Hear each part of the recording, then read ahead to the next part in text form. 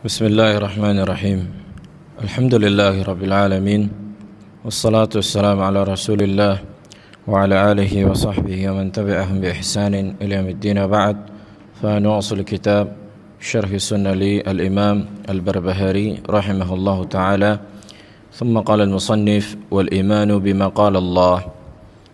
Di faqrah yang ke-55 beliau menyebutkan bahawa di antara usul akidah ahli sunnah adalah mengimani seluruh yang dikatakan oleh Allah subhanahu wa ta'ala,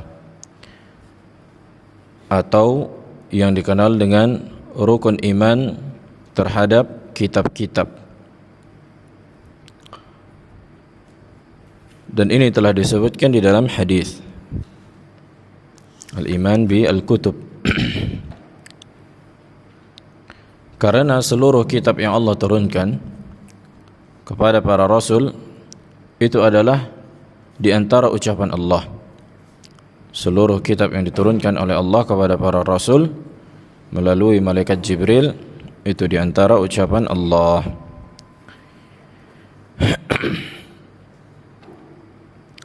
Allah Jalla wa Ala menyebutkan di dalam Al-Quran di surah Al-Hadid, laqad arsalna rusulana bil bayyinati wa anzalna ma'ahumul kitaba wal mizan liyaquma an-nasu bil qist. Dan telah kami utus para rasul dengan bayinat, dengan hujjah dan ilmu, dengan kejelasan, dan kami turunkan bersama mereka kitab-kitab dan mizan supaya manusia di atas keadilan. Kemudian di antara kitab yang Allah turunkan yang pertama adalah At-Taurah, yang dimana Taurat diturunkan kepada Nabi Musa alaihi salam, dan Nabi Musa diutus untuk Bani Israel. Allah Jalla wa Ala menyebutkan di surah Al-Maidah ayat 44, fiha hudan wa nur, di dalamnya terdapat petunjuk dan cahaya.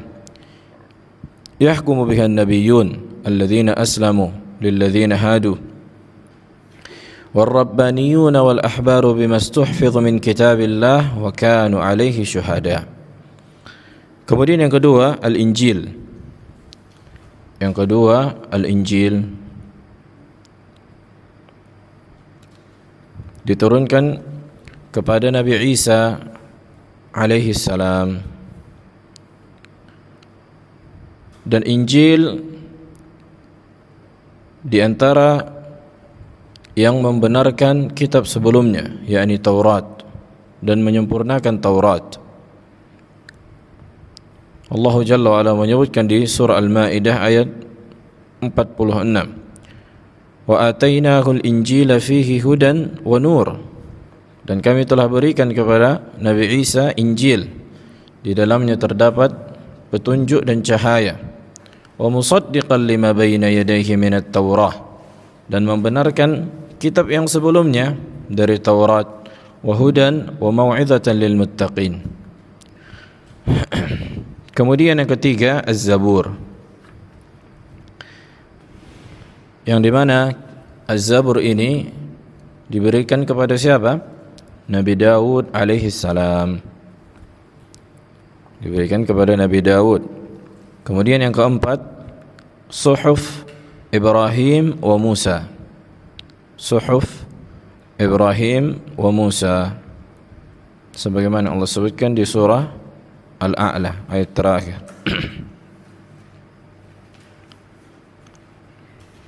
Kemudian yang kelima Al-Quran Al-Azim. Al-Quran ini diturunkan kepada Nabi kita Muhammad alaihi salatu wassalam, dan Al-Quran adalah kitab terakhir yang Allah turunkan dan sebagai penutup, dan Nabi kita sebagai penutup para Nabi.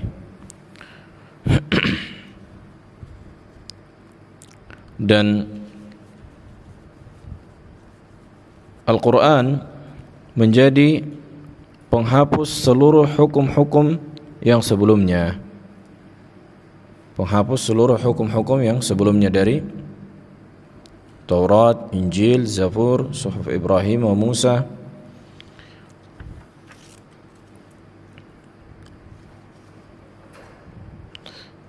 Walidzalika al-amal bil mansukh min al-bid'ah, mengamalkan sebuah hukum yang telah dihapuskan di antara bentuk kebid'ahan.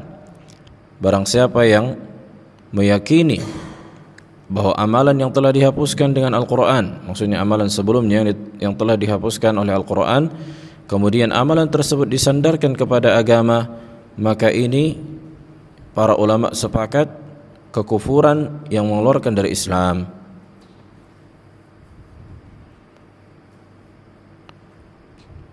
Dan di antara buah dari keimanan, mengimani kitab-kitab yang Allah turunkan, yang pertama, kita mengetahui bahwa Allah Jalla wa'ala mencintai dan merahmati hambanya.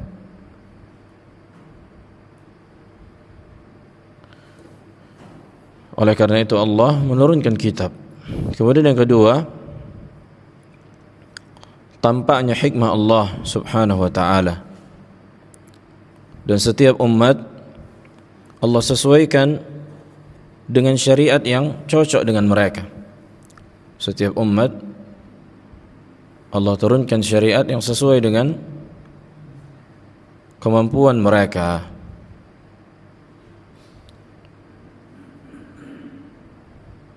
Dan yang ketiga, mensyukuri nikmat yang Allah berikan dari diturunkannya Al-Quran dan kitab-kitab yang sebelumnya. Taib. Kemudian faqrah yang ke-56.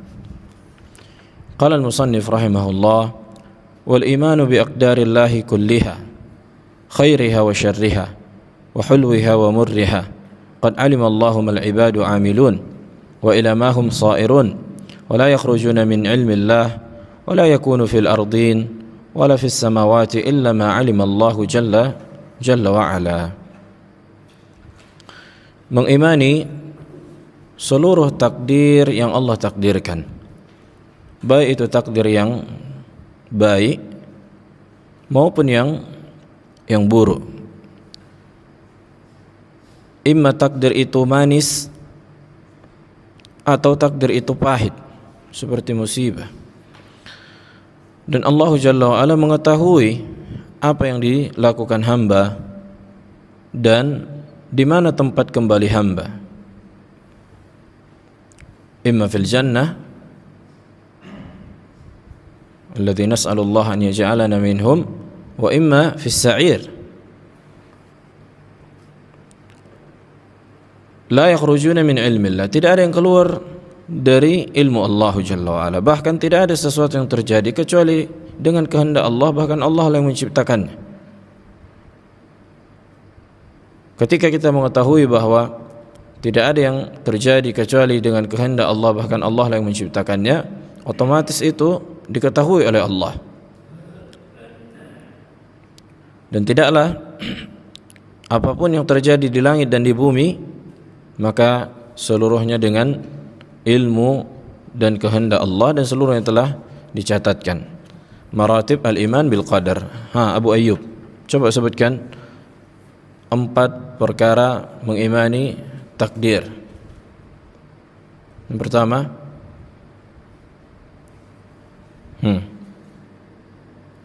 kayaknya lebih 3 kali kita ulang.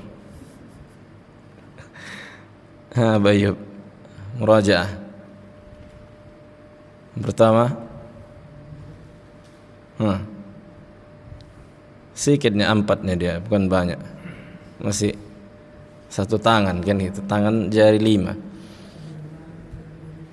La, bukan takdir baik, takdir buruk. Ketika mengimani takdir ada 4 maratib, ada 4 perkara yang wajib difahami dan diimani.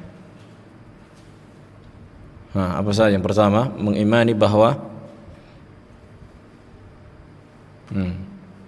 siapa? Abu Rizki. Maratib al-iman bil qadar. Abu Rashid. Abu Rashid. had. Naam. La. Maratib. Yani rukun iman terhadap takdir ada 4. Kalau sudah 4 enggak akan lepas dari 4 perkara. Yang pertama, bukan macam-macam. Itu macam-macam yang sebutkan kemarin. Ini yakni takdir itu, ketika kita mengimani takdir, mencakup 4 perkara. Tidak akan sempurna iman seseorang terhadap takdir sampai memahami yang 4 perkara ini. Yang dari sini firqah qadariyah menyimpang. Bukan macam-macam takdir. Takdir sanawi, takdir lahul mahfuz, itu beda. Bang Arun. Bang Arun.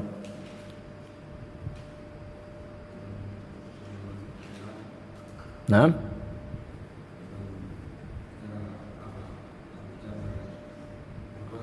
La. Al-qadar. Masalah takdir bukan masalah iman. Mengimani takdir. Tidak akan sempurna iman seseorang terhadap takdir Allah sampai dia imani 4 perkara. Bukan sabar. Itu menyikapi.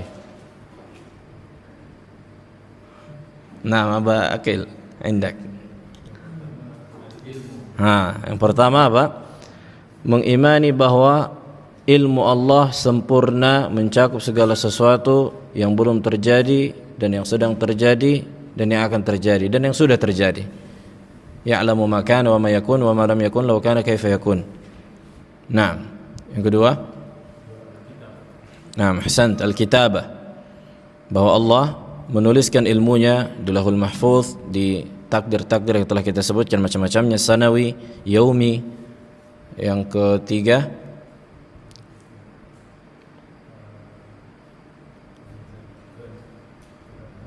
al-masyiah, kehendak. Yang ketiga, al-masyiah, kehendak.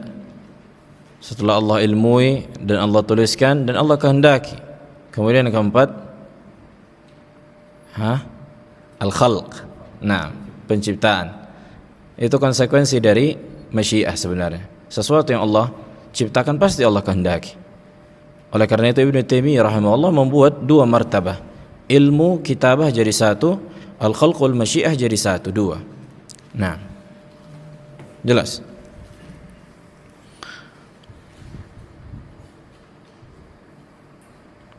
Maka 4 perkara ini jangan sampai lupa lagi.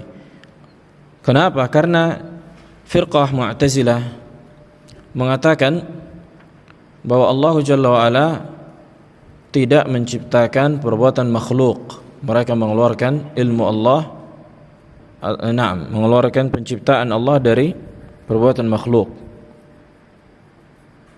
Oleh karena itu mereka mengatakan makhluklah yang menciptakan perbuatan mereka sendiri, dan ini kesesatan yang nyata mereka para Mu'tazilah, karena mereka membangun akidah al-adl.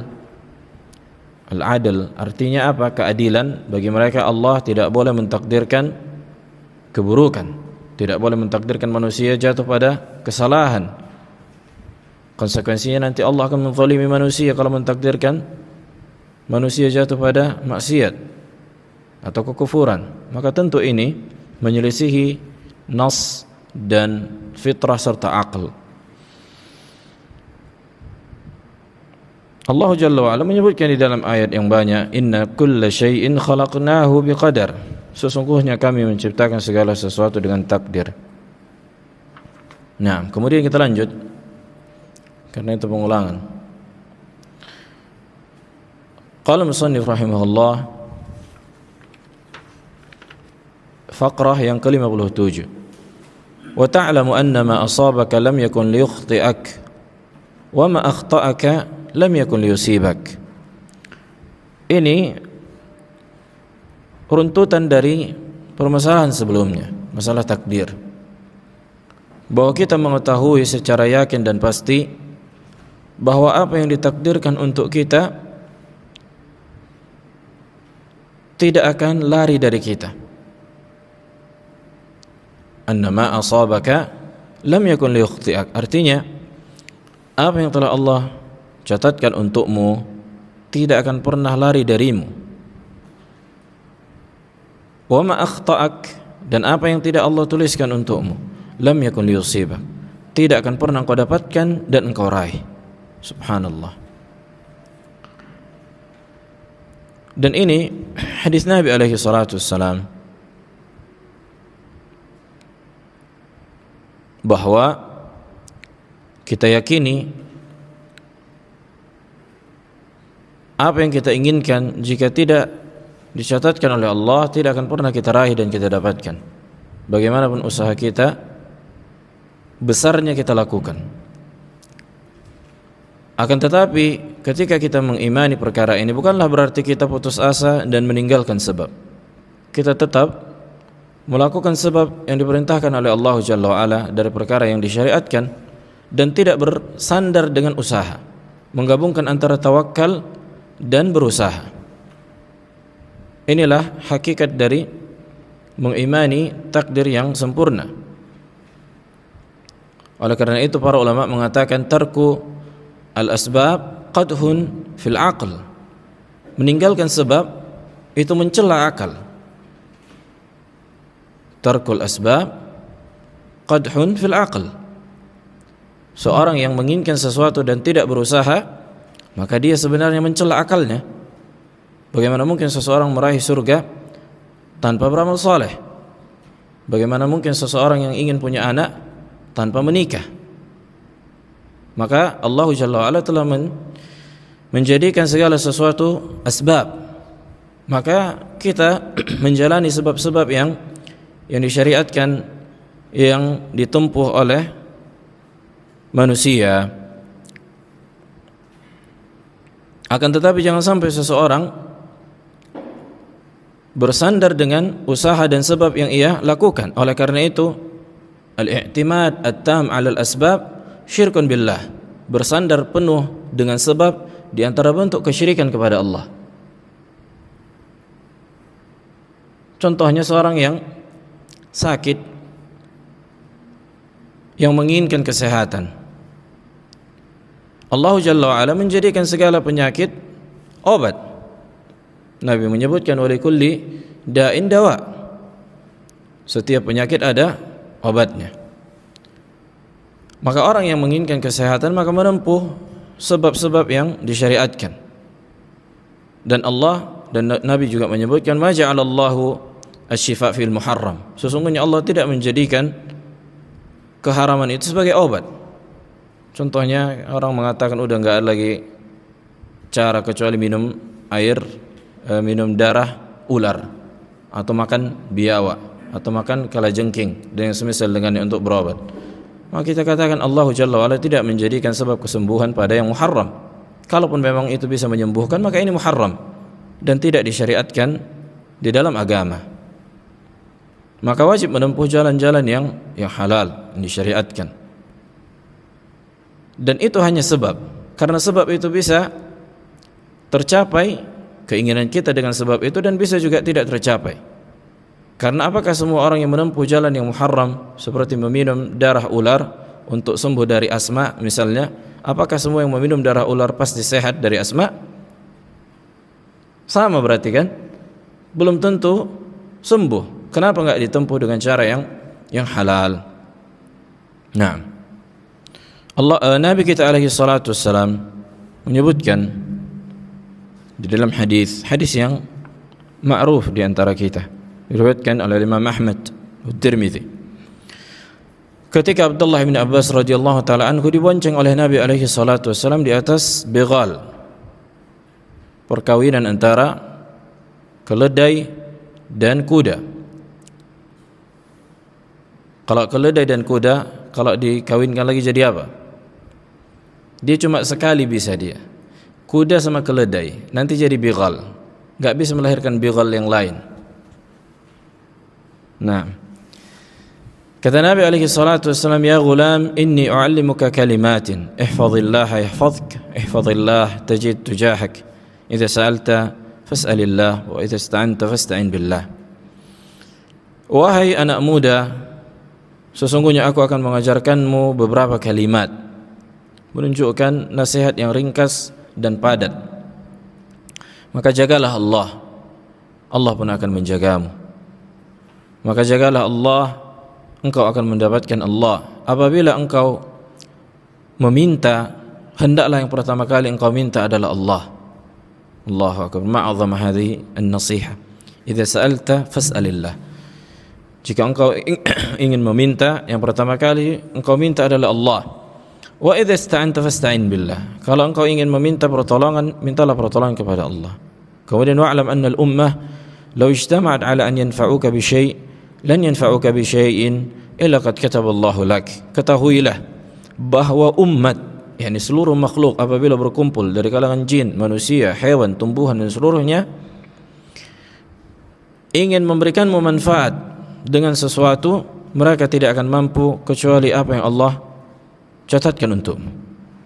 Begitu juga kebalikannya, walau ijtama'u 'ala an yadurruka bi syai'in lam yadurruka illa bi syai'in qad kataballahu 'alaik. Rufi'atil aqlam wa jaffat as-suhuf.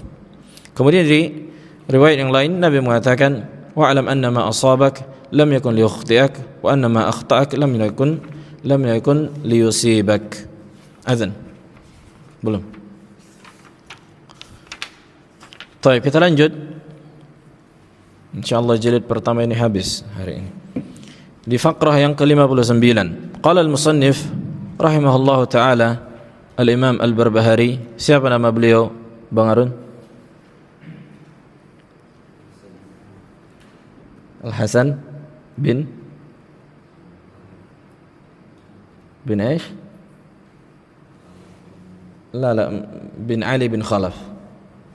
Al-Hasan ibn Ali ibn Khalaf Abu Muhammad al-Baghdadi. Naam, rahimahullah. Beliau menyebutkan wat-takbiru 'ala al-janaiz arba' wa huwa qaul Malik ibn Anas wa Sufyan ats-Tsauri wal Hasan ibn Salih wa Ahmad ibn Hanbal wal fuqaha wa hakadha qala Rasulullah alaihi salatu wassalam. Dan takbir pada salat jenazah itu 4 kali. Dan ini pendapat Al-Imam Malik Ibn Anas, Sufyan Ats-Tsauri, Hasan ibn Salih dan Imam Ahmad. Dan inilah yang dikatakan oleh Rasulullah. Nah, disebutkan di dalam Sahih Al-Imam Al-Bukhari rahimahullah, أن النبي عليه الصلاة والسلام نعى النجاشي في اليوم الذي مات فيه.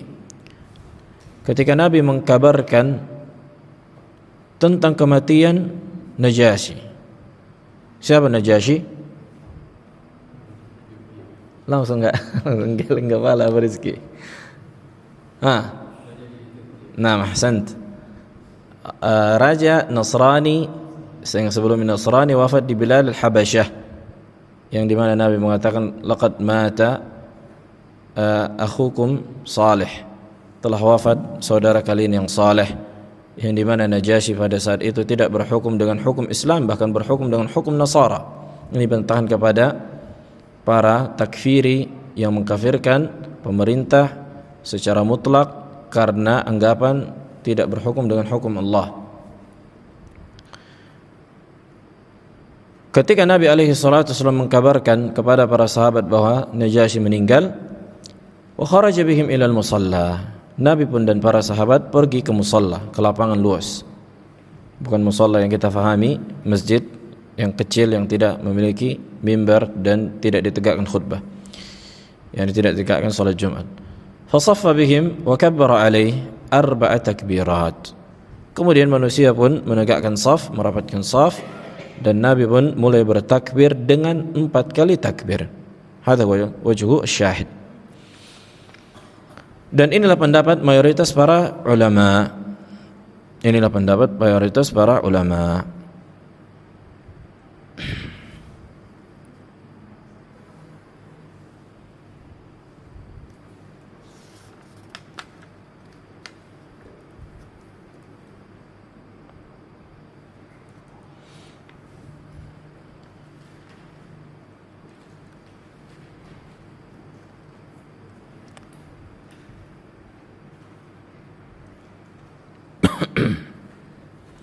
Taib. Kemudian kita lanjutkan. Qala al-musannif rahimahullah di faqrah yang ke-60, wal imanu bi anna ma'a kulli qutratin malakun yanzilu minas sama'i hatta yada'aha haitsu amarahu Allah jalla sya'nuhu. Mengimani bahwa setiap bagian dari bumi, setiap wilayah, bahwa Allah mengirimkan malaikat yang turun dari langit sesuai dengan perintah Allah. Artinya setiap bagian dari bumi, maka Allah Jalla wa'ala memerintahkan malaikat untuk menugaskan urusan-urusan yang Allah perintahkan. Dan malaikat Allah sangat banyak, dan tidak ada yang mengetahui jumlahnya kecuali Allah. Yaqulu Asy-Syaikh Ar-Rajihi hafizahullah,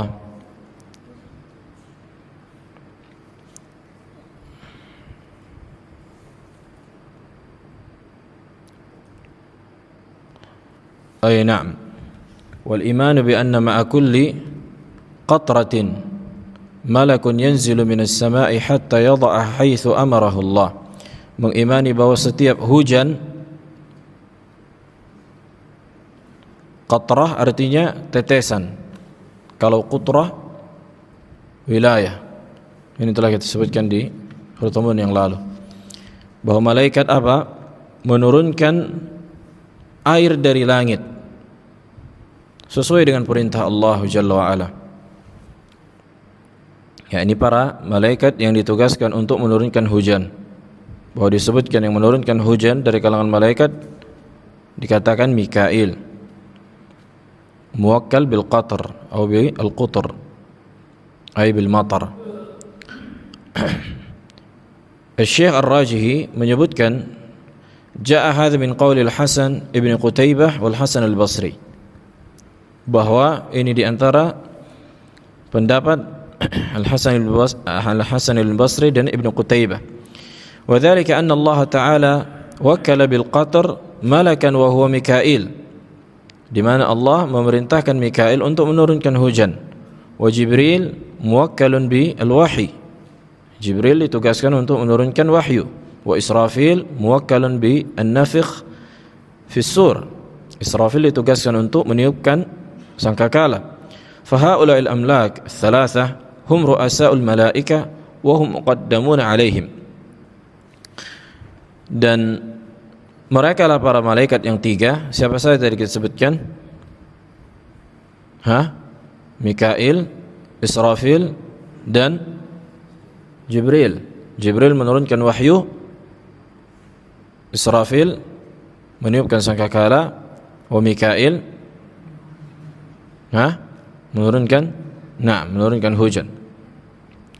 Tawassala Nabi alaihi salatu wassalam bi rububiyyatillahi li haula'il amlaki thalatha.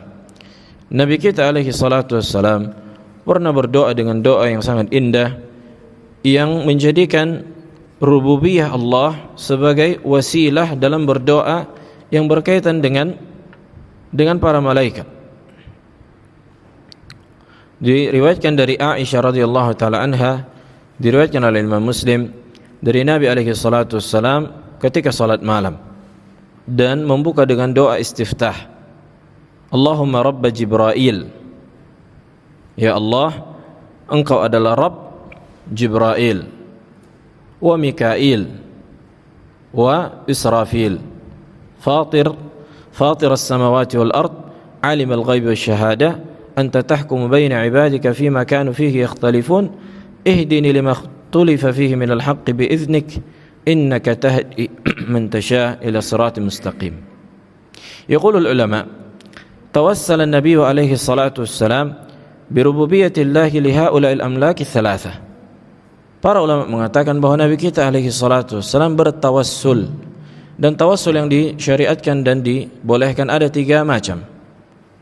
Ada yang masih ingat di pelajaran tauhid yang siapa yang bertawassul yang lebih dari tiga perkara ini maka akan jatuh pada kesyirikan. Abu Ayyub. Bertawassul kepada orang yang hidup. Kayak mana bentuknya?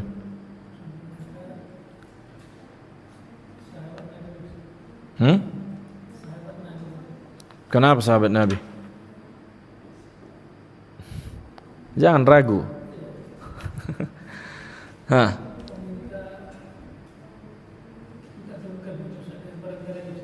Naam, yakni salat istisqa. Nah, kepada siapa? Kepada Al-Abbas. La, kepada Al-Abbas, bukan Ibnu Abbas. Kunna natawassalu bi an-nabi. Maksud di natawassalu bin nabi ini meminta kepada Nabi supaya Nabi berdoa kepada Allah. Maka ini dibolehkan, meminta kepada orang yang hidup supaya orang yang hidup tersebut berdoa kepada Allah untuk memberikan hajat kita. Jelas? Ini yang pertama. Taib, yang kedua? Abu Ayyub. Ada lagi yang kedua? Atau kita geser ke yang lain? Nah, ahsant. Bertawassul dengan amal saleh orang yang berdoa. Contohnya, ya Allah, apabila engkau terima ibadahku yang ini dan itu, yang aku ikhlas di situ, maka kabulkanlah doaku. Sebagaimana tiga orang yang terjebak di gua. Yang ketiga, Bang Arun? Ahsant. Bertawassul dengan menyebutkan nama-nama dan sifat-sifat Allah. Ini seperti ini, Rabb Jibril ini sedang bertawassul dengan sifat Allah, bahwa Allah adalah Rabb Jibril. Penciptanya Jibril, Mikail dan Israfil.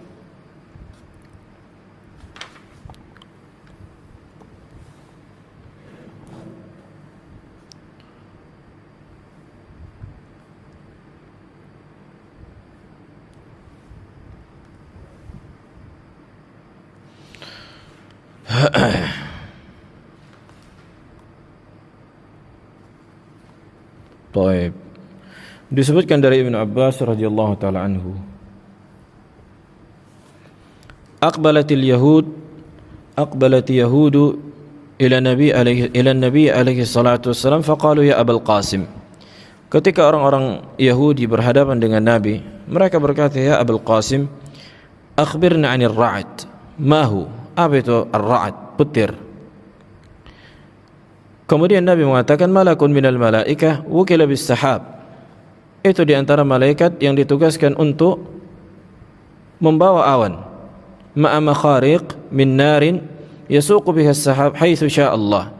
Dengan petir yang menyambar, dengan api yang dengannya bergeserlah awan-awan sesuai dengan kehendak Allah Jalla wa Ala. Faqala fama hadha as-sawt alladhi nasma'. Terus suara apa yang kita dengar itu?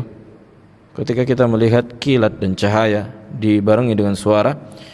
Qala zajruhu as-sahab idza zajarahu hatta yantahiya ila haitsu amar. Yakni menggeser, bentuk menggeser apa? Menggeser awan sampai awan itu pindah sesuai dengan tempat yang dikehendaki oleh Allah. Qalu sadaqta. Yahudi berkata, engkau benar. Fa akhbirna amma harrama Israel atau harrama Israel ala nafsi. Kemudian kabarkanlah kami tentang apa yang diharamkan Israel atas dirinya. Qala ishtaka irqan nisa falam yajid shay'an yulaimahu illa luhum al-ibil wa albanuha falidhalika harramaha. Qalu sadaqta. Yani hadha al-hadith طبعا اختلف العلماء في صحته. لعل هذا من قصة الإسرائيليات. Adapun kisah al-Israiliyat, apabila sanadnya tidaklah sahih, maka tidak boleh memastikannya. Allahu a'lam. Baik, ada iskal? Ada pertanyaan? Sudah habis.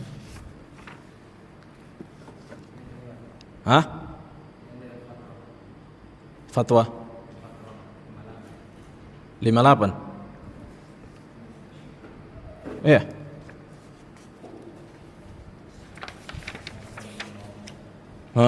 Ahsant. Makanya anak pun Harusnya pas kan gitu. Baik. Kemudian fakrah yang ke-58, paragraf yang ke-58. Azan ya? Belum. Beliau menyebutkan Al-Imam Al-Barbahari, wala khaliqa ma'allah azza wa jalla, dan tidak ada pencipta selain Allah. Tidak ada pencipta yang bersama dengan Allah. Maknanya hanya Allah lah yang menciptakan. Hanya Allah lah yang menciptakan. Dan Allah Jalla wa'ala menciptakan dari yang tidak ada menjadi ada. Dari yang tidak ada menjadi ada. Adapun manusia apabila menciptakan, maka mereka hanya mampu memindahkan bentuk dari satu ke bentuk yang lain. Apakah bisa kita membuat sesuatu tiba-tiba langsung ada? Atau ada dulu barangnya, yang dimana sesuatu ini atau barang ini ujungnya akan kembali kepada penciptaan Allah? Nah, jelas bahwa manusia apabila menciptakan, mereka tak mampu menjadikan sesuatu yang sebelumnya tidak ada menjadi ada. Nah, adapun Allah Jalla wa'ala, dialah yang menciptakan makhluk yang sebelumnya tidak ada menjadi ada. Adapun dalilnya disebutkan dari kisah Nabi Ibrahim alaihi salam ketika menghancurkan berhala-berhala, dan Nabi Ibrahim mendatangi kaumnya seraya mendebat mereka. Sebagaimana yang Allah katakan, ata'buduna ma tanhitun, apakah kalian menyembah sesuatu yang kalian pahat dengan tangan-tangan kalian sendiri? Wallahu khalaqakum wa ma ta'malun, Allah yang menciptakan kalian dan apa yang kalian lakukan. Kalimat wallahu khalaqakum wa ma di situ apa i'rabnya Abu Darda? Wallahu khalaqakum wa ma ta'malun. Apa i'rab ma di situ? Allah yang menciptakan kalian, fisik kalian, wa ma ta'malun. Ma di situ apa i'rabnya? Karena dari i'rab itu akan membuat hukum yang berbeda nanti. Ini disebutkan Ibnu Taimiyah dan selainnya. Maf'ulun bih, wa ma ta'malun, wa khalaqa ma ta'malun. Na'am, maf'ulun bih, tapi kedudukannya apa? Sebagai ma mausulah, ya kan? Ini i'rab yang pertama, bisa menjadi ma mausulah, ay alladzi ta'malun. Alladzi ta'malun, apalah yang mereka ciptakan itu, yang diciptakan manusia itu berhala-berhala. Allah yang menciptakan kalian dan berhala-berhala yang kalian ciptakan. Kalau ma di situ mausulah alladzi, maka maknanya Allah yang menciptakan kalian dan menciptakan berhala-berhala kalian. Tapi kalau ma di situ masdariyah muawwalah, wallahu khalaqakum, Allah yang menciptakan kalian, wa amalakum, maka artinya Allah yang menciptakan kalian dan perbuatan kalian ketika kalian beribadah kepada berhala dan ketika membuat berhala. Wadih? Jelas? Abu Rehan? Baik.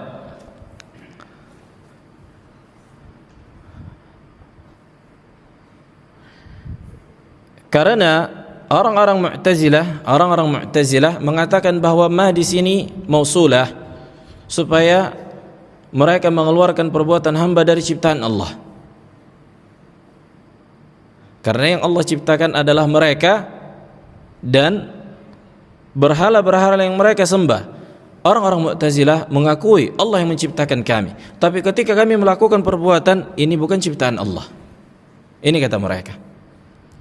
Sehingga mereka takwil ayat ini ma di situ sebagai ma mausulah alladzi, yakni maknanya berhala.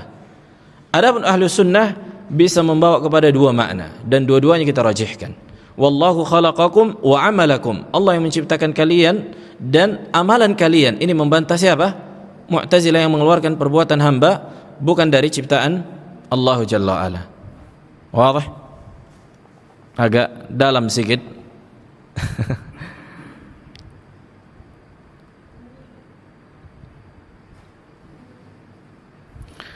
Nah, disebutkan dalam hadis dari Nabi alaihi salatu wassalam bahwa beliau bersabda, "Innallaha yasna' kulla sani'in wa sun'atah." Wah, ini hadis fasil dan tamparan di wajah para Mu'tazilah yang mengeluarkan perbuatan hamba dari ciptaan Allah. Sesungguhnya Allah menciptakan, yasna' kulla sani', menciptakan yang melakukan perbuatan, artinya menciptakan makhluk, karena makhluk melakukan perbuatan. Wa sun'atah, dan perbuatan makhluk itu sendiri dan apa yang dilakukan oleh makhluk.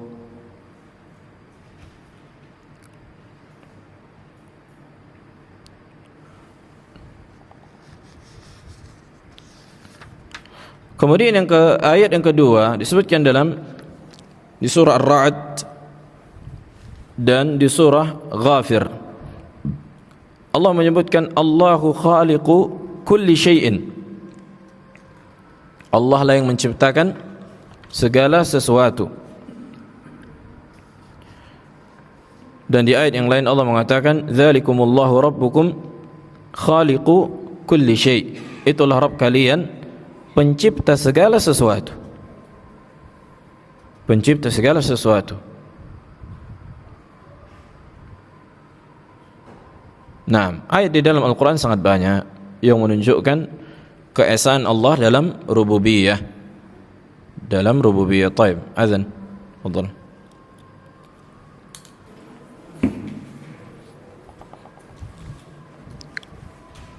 Taib, kita lanjutkan sedikit lagi. Setelah kita mengetahui bahwa hanya Allah lah yang menciptakan, maka di antara konsekuensi ketika Allah menciptakan seseorang di atas kekufuran atau seseorang di atas kekafiran, maka Allah lah yang memberikan hidayah dan menyesatkan.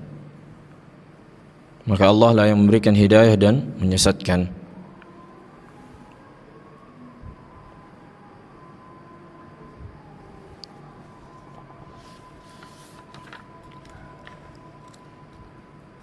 Dan kalimat menyesatkan artinya Allah Jalla wa'ala ketika tidak memberikan hidayah bagi seseorang, maka otomatis orang tersebut di atas kesesatan. Seorang yang tidak mendapatkan hidayah otomatis akan sesat dari jalan yang benar.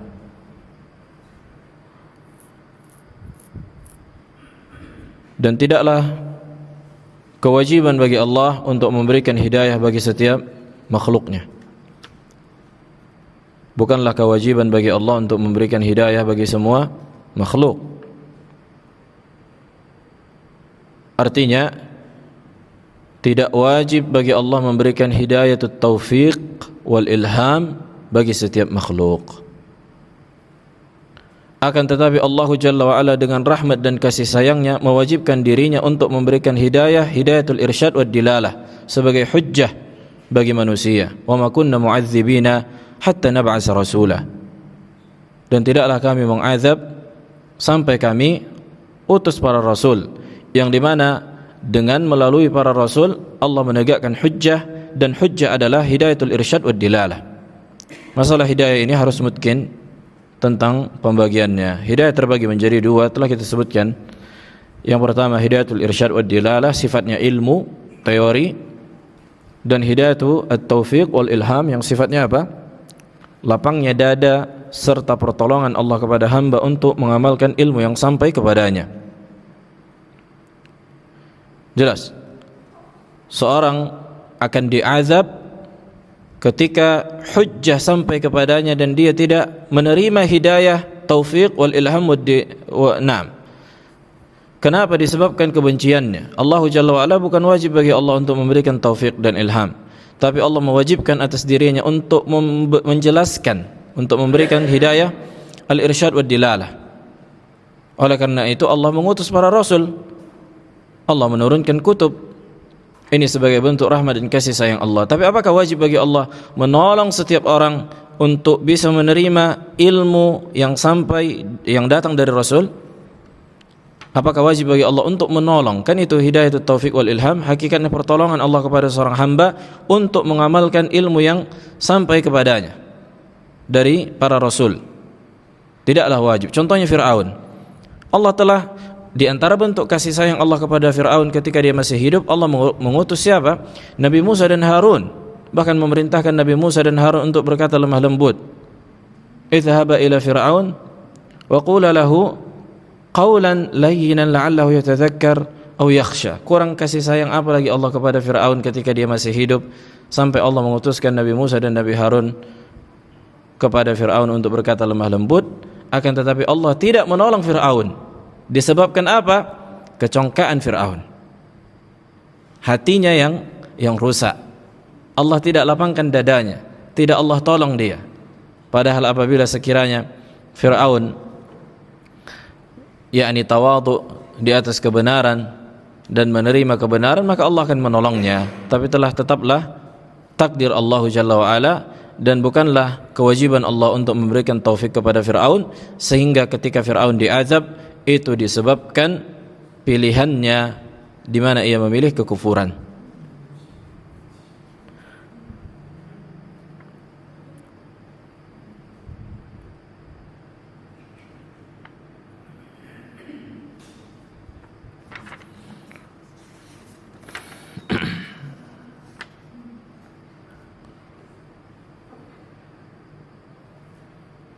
Dan Allah Jalla wa Ala walaupun mentakdirkan segala sesuatu dan kita mengetahui apa yang ditakdirkan untuk kita, tidak akan pernah kita bisa menghindarinya, dan apa yang tidak ditakdirkan tidak akan pernah kita bisa meraihnya. Allah juga lah yang memerintahkan untuk berdoa. Allah juga lah yang memerintahkan untuk berdoa dan meminta. Dan doa senantiasa mudawamatu ala du'a asbab al-ijabah. Senantiasa berdoa meminta kepada Allah sebab diijabah, ai istimrar, jangan sampai putus. Maka ini diantara sebab terbesar diijabah. Jelas. Karena hakikatnya kita kan enggak tahu takdir itu apa. Apa yang ditakdirkan untuk kita yang perkara gaib, enggak tahu. Yang disyariatkan bagi kita adalah mengambil sebab dan berdoa. Mengerjakan sebab dan berdoa. Udah, ini yang disyariatkan. Inilah kita lalui, dan dengan itu kita akan meraih apa yang kita inginkan dari kebaikan dunia dan akhirat. Nah, taib. Ini faedah disebutkan beliau dari Abu Musa al-Ash'ari bahwa Nabi alaihi salatu wasallam berkata, ya ibadallah, ya Abdullah ibn Qais, ya Abdullah ibn Qais, ala adulluka ala kanzin min kunuzil jannah. Nabi berkata kepada Abdullah ibn Qais, maukah aku berikan kepadamu sebuah perbendaharaan dari perbendaharaan surga, harta karun dari surga.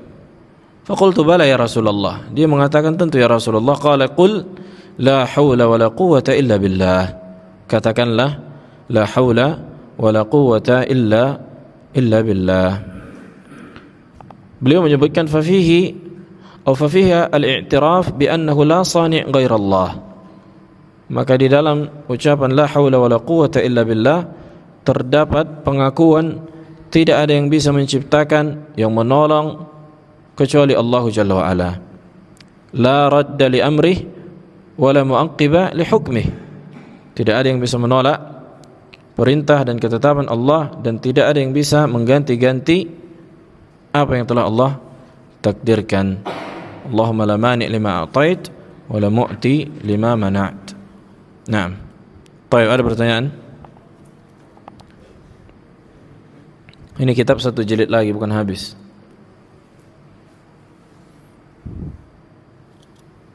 Bang Arun. Tawassul apakah sama dengan tabarruk? Naam, soal daqiq. At-tawassul atau tabarruk ada unsur tawassul di dalamnya. Tawassul itu apa? Menjadikan wasilah antara kita dengan Allah ketika berdoa. Ya kan, ini tawassul. Menjadikan sebuah perkara sebagai wasilah antara kita dengan Allah. Contohnya ketika kita berdoa, itu tadi telah kita sebutkan ada 3 perkara yang disyariatkan untuk dijadikan tawassul, wasilah. Ketika kita ingin sesuatu dari Allah, maka kita minta kepada orang lain untuk meminta kepada Allah. Ini termasuk di antara tawassul yang dibolehkan. Atau menyebutkan nama-nama dan sifat Allah supaya Allah apa? Mengkabulkan, kan gitu. Lebih mengkabulkan. Dan dengan amal soleh yang kita lakukan. Kemudian tabarruk, apa tabarruk? Ngalap berkah. Talab al-barakah bi syai'in am, yakni umum. Tabarruk ada banyak macamnya. Ada tabarruk zaman yang datang dari syariat. Tabarruk yakni keberkahan secara waktu. Contohnya apa? Digandakannya pahala. Itu di antara bentuk keberkahan. Digandakannya apa? Pahala. Ketika bulan Ramadan, maka orang yang beramal saleh digandakan pahalanya. Atau ketika sepertiga malam terakhir, doa mustajab. Itu di antara bentuk barakah zamaniyah. Tapi ada dalilnya. Barakah itu minallah. Disebutkan dalam hadis, al-barakatu minallah. Menentukan sesuatu itu baik dia benda ataupun zaman atau waktu, apakah itu berkah atau tidak berkah, membutuhkan dalil dari syariat. Segala sesuatu yang tidak ada dalilnya dari syariat, apakah sesuatu itu bisa mendatangkan keberkahan atau tidak, maka ini di antara bentuk at-tabarruk asy-syirkiyah. Tabarruk yang sifatnya syirik. Contohnya apa? Bertabarruk dengan tanah kuburan. Iya kan? Atau air sumur. Air sumur wali. Jelas. Kenapa diambil tanah kuburan, diusap-usap di muka? Begitu juga yang dilakukan sebagian orang yang umrah. Ketika dia mengusap-usap kiswah Ka'bah, dia usap-usap. Kenapa? Apa? Terus dibuat ke badan. Bahkan sebagian anda lihat diletakkannya imamahnya, baru diambilnya nanti. Dia menganggap bahwa kiswah Ka'bah memiliki keberkahan tersendiri yang bisa mendatangkan kebaikan atau menolak keburukan.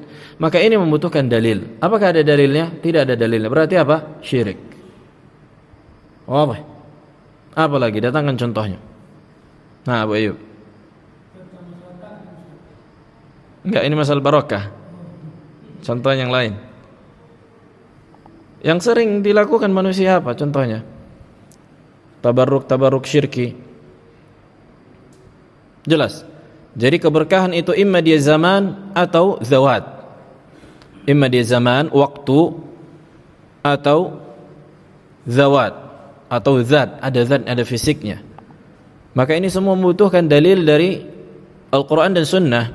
Siapa yang menetapkan segala sesuatu atau sesuatu itu memberikan keberkahan yang tidak ditetapkan oleh syariat, maka itu diantara bentuk kebid'ahan dan kesyirikan. Tinggal masalah apakah syirik akbar? Fihi tafsil. Apabila dia meyakini bahwa datang keberkahan itu dari Allah, tapi dijadikan benda-benda tersebut adalah benda-benda sebab mendatangkan keberkahan, maka ini syirik asghar.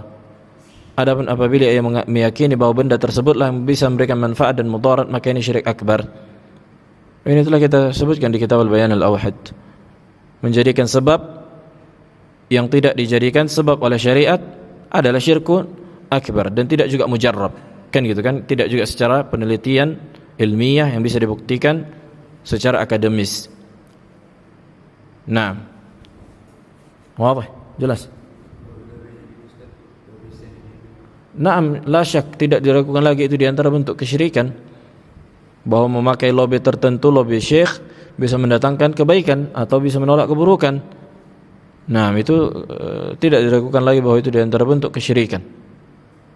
Karena dari mana datangnya lobe itu bisa memberikan manfaat dan mudarat? Ada dalilnya. Adapun ucapan mereka mujarrab, itu kan tuduhan apa, klaim dari mereka mujarrab. Apa makna mujarrab? Selalu kami pakai lobe syekh bisa memberikan manfaat. Nah, ini tuduhan yang tidak bisa dibuktikan secara ilmiah. Tidak bisa dibuktikan secara ilmiah, hanya dakwaan. Coba suruh ahli ikhtisas menelitinya. Orang-orang fisika, kimia, secara apa? Secara medis. Adakah lobe bisa apa? Membuat sehat misalnya? Kan enggak. Nah, kenapa takdir? Ketika sudah terjadi. Ketika sudah terjadi baru kita itu tahu di antara bentuk takdir kita. Adapun sebelum terjadi maka kita tidak mengetahui. Yang wajib bagi kita melakukan sebab dan berdoa. Jelas? Melakukan sebab dan berdoa. Oleh karena itu Allah Jalla wa Ala di antara hikmahnya tidak memberitahukan di mana tempat kita, apakah di surga atau di neraka. Supaya apa? Orang senantiasa falyatanafasil mutanafisun. Supaya orang-orang yang beramal saleh berlomba, dan supaya orang-orang yang beramal buruk tidak semakin membuat keburukan yang nyata. Bayangkan kalau orang yang tahu tempat kembalinya di surga atau di neraka, kalau dia menjadi penghuni neraka, udah ngapain lagi beramal, dia buat keburukan yang separah-parahnya, kan gitu kan? Orang udah nggak ada lagi harapan masuk surga. Nah, orang yang masuk ditakdirkan misalnya masuk neraka, masuk surga, bisa jadi nggak mau lagi beramal soleh. Orang udah ditakdirkan masuk surga, udah tinggalkan, udah hancur syariat. Ngapain ada di syariatkan apa? Istighfar, wad doa, wad taubah, amal-amal soleh yang lain, ar-raja wal khauf. Ngapain ada lagi syariatkan ar-raja wal khauf wal mahabbah? Orang udah ada, kita tahu bahwa tempat duduk kita di surga atau di neraka. Makanya laisa min hikmatillah, bukan di antara hikmah Allah ketika Allah memberitahukan tempat kembali hamba di surga atau di neraka. Nah, fadhil.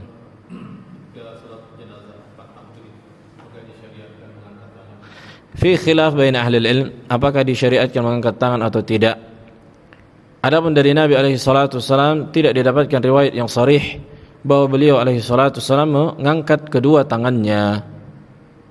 Tidak didapatkan riwayat yang sahih dan sharih bahwa Nabi mengangkat kedua tangannya, tapi datang dari sebagian sahabat seperti Ibnu Umar dan selainnya bahwa mereka mengangkat tangannya. Begitu juga dengan Id.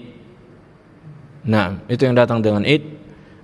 Nabi tidak didapatkan mengangkat kedua tangan. Lakin al-amru fihi wasi'. Tapi ana lebih condong kepada pendapat yang tidak mengangkat tangan. Nah. Allahu a'lam. Tafadhal.